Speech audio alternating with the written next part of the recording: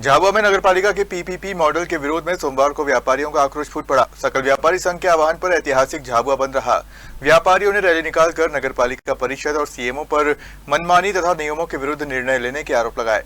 झाबुआ जिला मुख्यालय पर सकल व्यापारी संघ के बैनर तले व्यापारियों ने नगरपालिका के पीपीपी मॉडल का विरोध करते हुए बाजार पूरी तरह बंद रखा। व्यापारियों का आरोप है कि नगरपालिका परिषद ने 13 व्यापारियों को दुकानों से हटने का निर्णय नियमों के विरुद्ध लिया है। उनका कहना है कि 6 जुलाई को हुई विशेष परिषद बैठक के एजेंडे में पीपीपी मॉडल का कोई उल्लेख नहीं था। इसके बावजूद इसे कार्रवाई में शामिल कर लिया गया। व्यापारियों का दावा है कि वे अपनी दुकानों का निर्माण स्वयं अपने खर्च पर करने को तैयार हैं और पीपीपी मॉडल किसी भी कीमत पर स्वीकार नहीं करेंगे। व्यापारियों ने यह भी सवाल उठाया कि यदि वैकल्पिक दुकानें देने का प्रस्ताव था तो इसकी जानकारी पहले क्यों नहीं दी गई। बंद के दौरान बड़ी संख्या में व्यापारी और महिला व्यापारियों ने रैली निकालकर नगरपालिका के खिलाफ प्रदर्शन किया और निर्णय लेने वापस की मांग की। ये कि 13 दुकानदारों को वापस दुकान दी जाए, पीपी मोड नहीं चाहिए। अगर नगरपालिका पर पूंजी नहीं है तो हम व्यापारी पूंजी इन्वेस्ट करने को तैयार हैं।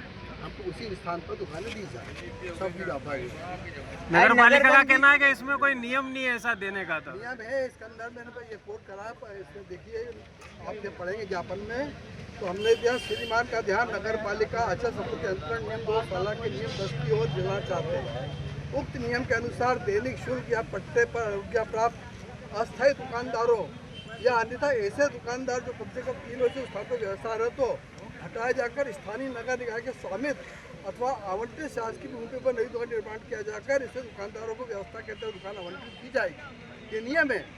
नियम 10 है अचल संपत्ति अंतरण नियम 2016 के नियम 10 के अंतर्गत ये प्रावधान है और जबरदस्ती उलझा रहे, जबकि नियम है कोई परिषद की बैठक की आवश्यकता नहीं है, कलेक्टर से परमिशन की आवश्यकता नहीं है, किसी से पूछने की आवश्यकता नहीं है, लेकिन जबरदस्ती किसी के इशारों पर, कोई धनाढ़ी लोगों के इशारे पर ये कार्रवाई की जा रही है। पंकज जी ऐसा नगर बंद किया है, ज्ञापन दिया, इसके बाद भी कोई समाधान नहीं निकला तो अगला मूव क्या होगा ना व्यापारी संघ का? देखिए, सकल व्यापारी संगठन अपने व्यापारियों के लिए प्रतिबद्ध है।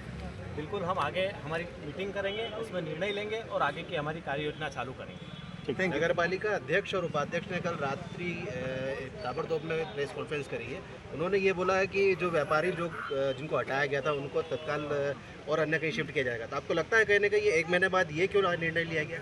हम ये पिछले 1 महीनों से लड़ाई लड़ रहे हैं।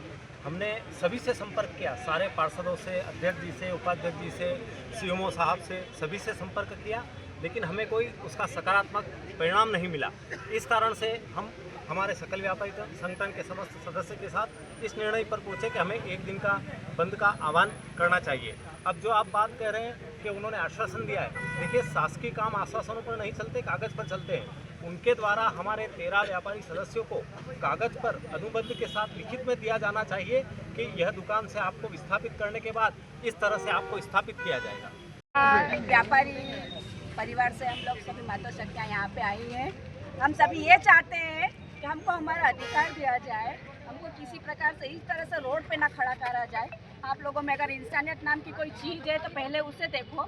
अगर आप नगर पालिका का राजस्व बढ़ाना चाहते हैं तो क्या सिर्फ 13 व्यापारियों को ही बेघर करके, बेरोजगार करके उनका आप अपना राजस्व बनाएंगे क्या?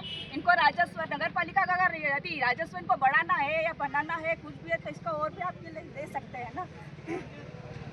दूसरी बात है, अगर ये हमारी बात अगर हमारी मांग नहीं मानी गई तो ये मुद्दा यहाँ तक नहीं है, इसको ठेठ ऊपर तक आगे जाया जाएगा। हम आगे और इसके आगे जाएंगे, नहीं हम आगे जाएंगे, हम यहाँ तक सिर्फ सीमित नहीं है। अगर हम पे अगर 85 दुकान को नोटिस दिया तो 13 दुकान टारगेट में क्यों नहीं है? 13 दुकान से ही अगर राजस्व बढ़ता है तो ऐसा क्यों है कि सिर्फ 13 दुकान को ही टारगेट बनाया जा रहा है?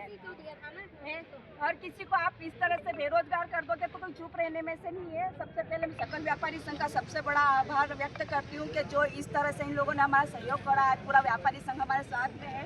बहुत बहुत धन्यवाद देना चाहती हूँ मैं उन समस्त पार्षद को भी बहुत बहुत धन्यवाद देना चाहती हूँ कि जो आज हमारे साथ इस तरह से खड़े हुए हैं।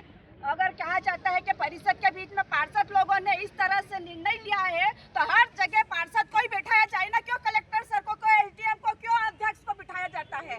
हर सद में पार्षद को ही बिठाओ। हर निर्णय अगर पार्षद लेगा तो सबको पार्षद को बिठाना। सुप्रीम कोर्ट से बंद कर दी है, पार्षद को बिठाया जाए।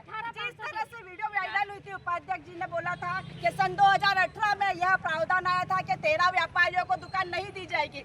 इस पॉइंट को अलग रखा जाता है। मैं पहले ये पूछती हूँ कि उस प्रावधान में ये कहा लिखा था कि पीपी मॉडल लाया जाएगा, उस प्रावधान में ये कहा लिखा गया था कि 13 दुकानों को उनको बेरोजगार करके उनको रोड पे खड़ा जाएगा। पहले ये 2 पॉइंट सामने लाए, उसके बाद तीसरा पॉइंट ये सामने लाए कि 2018 में अगर प्रावधान की वो बात करते हैं तो पहले 2 पॉइंट का वो मुझे जवाब दे, वो मुझे लिख के दे कि 2018 में उस प्रावधान में ये कहा लिखा गया था कि पीपी मॉडल लाया जाएगा और 13 दुकानों को इस तरह से बेरोजगार किया जाएगा। मुझे इस बात का जवाब चाहिए। हम कहाँ जाएंगे? हम कहाँ जाएंगे?